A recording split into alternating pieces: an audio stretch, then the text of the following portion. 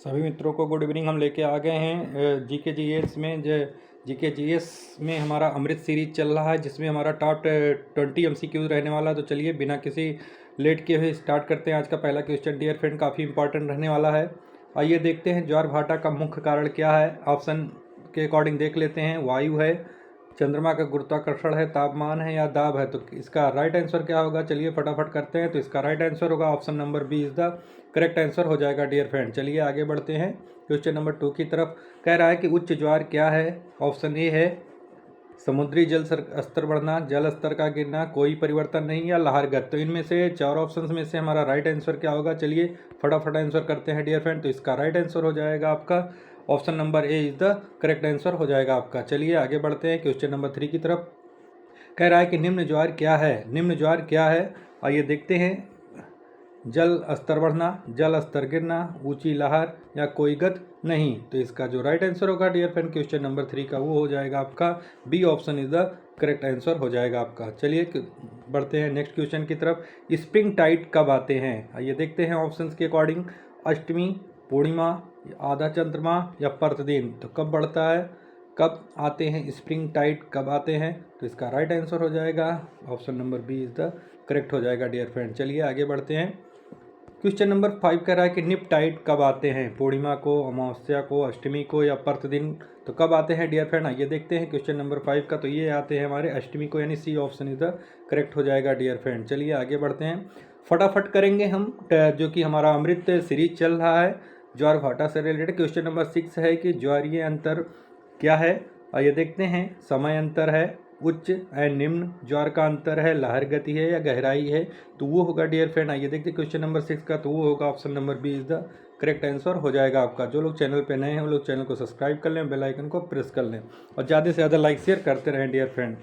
Question number 7 कह रहा है कि ज्वार भाटा किस बल से होते हैं। ऑप्शन ए कह रहा है चुंबकीय, गुरुत्वाकर्षण, विद्युत या घर्षण। तो इसका राइट आंसर होगा डियर फ्रेंड क्वेश्चन नंबर 7 का, वो होगा आपका B option is the correct हो जाएगा। चलिए आगे बढ़ते हैं क्वेश्चन नंबर 8 की तरफ। सारे क्वेश्चंस आपको 20 सीरीज जो अमृत सीरीज चल रही है उसमें टॉप इंपॉर्टेंट क्वेश्चंस हैं। एक दिन में कितने ज्वार आते हैं। ऑप्शन से 1, 2, 3 या 4। तो कितने ज्वार आते हैं डियर फ्रेंड क्वेश्चन नंबर 8 का, तो वो आते हैं 2, यानी option number B is the right answer हो जाएगा आपका। चलिए क्वेश्चन नंबर 3 की 9 है कि ज्वार सबसे अधिक कहाँ होते हैं। ऑप्शन से देखते हैं। खुला महासागर में, खाड़ियाँ में, पर्वत में या नदियों में डियर फ्रेंड। चलिए फटाफट आंसर करिए क्वेश्चन नंबर 9 का। तो ये होते हैं हमारी खाड़ियों में, B option is the right answer. चलिए आगे बढ़ते हैं। एक क्वेश्चन नंबर 10 तक का सफ़र हो चुका है हमारा। 50% हम लोग कवर कर लिए हैं। चलिए आगे देखते हैं ज्वारीय ऊर्जा क्या है। तो वो है हमारी पवन ऊर्जा, ज्वार से ऊर्जा, सौर ऊर्जा या उष्मा ऊर्जा। तो इसका राइट आंसर क्या होगा डियर फ्रेंड क्वेश्चन नंबर 10 का, तो होगा B option is the right answer, ज्वार से ऊर्जा। चलिए आगे बढ़ते हैं क्वेश्चन नंबर 11 की तरफ। कह रहा है ज्वारीय बोर क्या है। आइए देखते हैं। तेज हवा है, नदियों में ज्वार है, भूकंप है, तूफान है। तो इसका राइट आंसर क्या होगा, आइए देखते हैं। तो B option is the correct हो जाएगा डियर फ्रेंड। चलिए आगे बढ़ते हैं, फटाफट आंसर करिए।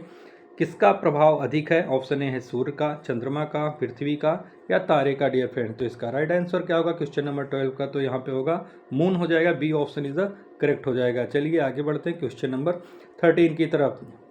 ज्वार भाटा किसके कारण होते हैं डियर फ्रेंड, इसकी बिल्कुल भी मत करिए। 20 क्वेश्चन हैं और काफ़ी कम टाइम में 20 क्वेश्चन मैं दे रहा हूँ अमृत सीरीज। इससे ज़्यादा और कोई नहीं दे पाएगा और ना कहीं आपको मिलेगा। आइए देखते हैं। ज्वार भाटा किसके कारण होते हैं। घूर्णन के कारण, परिक्रमण के कारण, गुरुत्वाकर्षण के कारण या तापमान के कारण। तो ये किसके कारण होते हैं, ये देखते हैं। तो ये होते हैं हमारे गुरुत्वाकर्षण के कारण, यानी C option is the right answer. चलिए आगे बढ़ते हैं।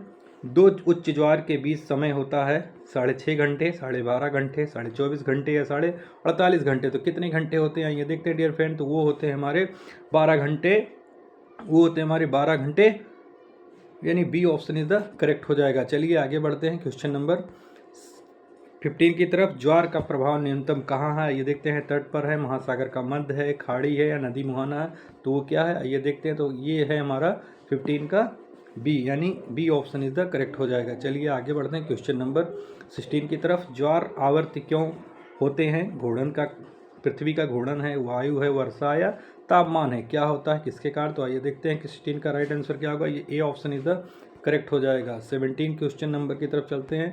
कह रहा है कि सबसे कम ऊंचाई वाला ज्वार क्या है? स्प्रिंग टाइड है, निप टाइड है, ज्वार टाइड है, उच्च ज्वार है या सभी है? तो इसका राइट आंसर क्या होगा डियर फ्रेंड 17 का?